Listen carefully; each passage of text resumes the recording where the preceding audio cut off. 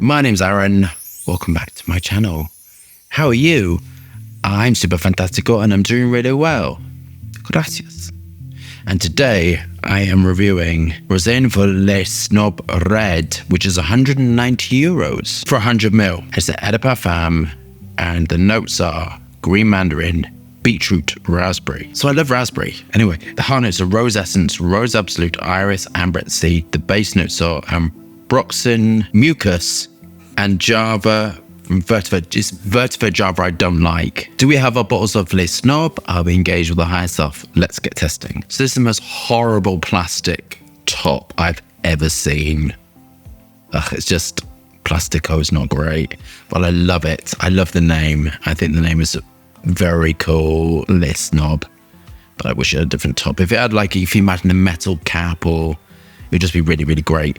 I don't know anything about this range at all. I got it in that pretentious Les Snob shop in New York. When I asked for a rose fragrance, I think I cannot remember. Let's look at this Les Snob atomizer. Standard, isn't it?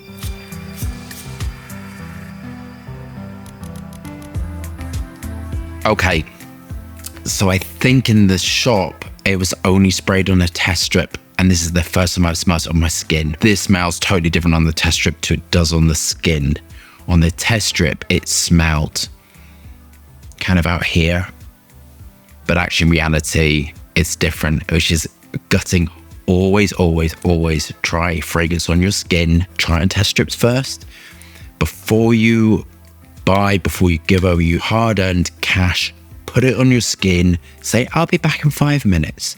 Go and have a coffee, go and have a tea, go and do something else. Half an hour to an hour later, you'll know whether you like it. That gives you the dry down. I've mentioned before that top notes are really, really deceptive, and you can have that initial top, and that's what you're buying, and then there's not much underneath. You really need to wear half an hour to an hour to see what it's doing on your skin, you know. Personally speaking, I kind of work at all of it, but then I'm more interested in the middle and the base and the top. So on a testing strip, this smell different, which I'm gutted by because I loved it. Hedione based. I mean, this is a classic way to build a rose fragrance. Phenol ether alcohol, DMBCA, magnolium, other lily of the valley raw materials, vanillin, ethyl vanillin, citronella, aldehyde, all of that. Do you have that? Do you have your raw materials and are you ready to start blending? Ambroxolide giving lightness and airiness. Other fruit notes, dimesco molecules, acetates to give a fruit core to it. A little bit plum-like, damasco-like. On a plus side, light, airy, vibrant. The ionones have been done really, really well, based on sort of ethylene brassylate to give that sort of smooth, blended, vanilla-y sort of finish. It's kind of giving me along the lines of that Dior Rose Kabuki and that Armani Rose Milano. So if you love them, you're going to love this. It's in keeping with that. I think that's why I liked it, because I love fresh rose fragrances. A little bit of lemon to give it sort of a pop and a snap and just to clean up the formula. Onto my final thoughts. I don't know. This was lost in the midst of all my fragrances, and I sort of was rooting around today for a fragrance to review, some cool stuff, and I thought, oh God, I remember really loving it.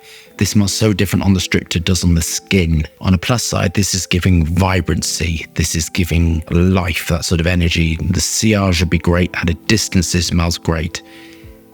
Close up, it smells quite synthetic.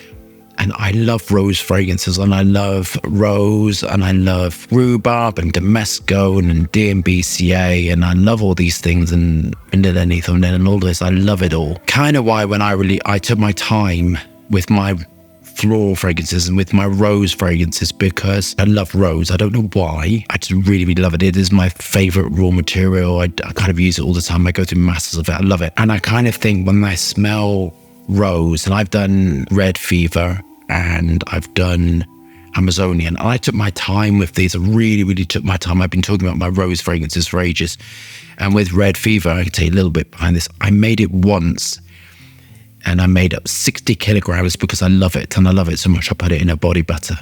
And it wasn't right. It didn't scale up right. And sometimes when you go from like that size and then I make bigger and you go up to 60 kilograms, which is massive, sometimes it doesn't scale up. But myself, I'm such a perfectionist that I made it up again, and I'm using the ones that wasn't quite right in the body butter. And in a body butter, it smells exactly the same, but in a fine fragrance, it didn't have those nuances.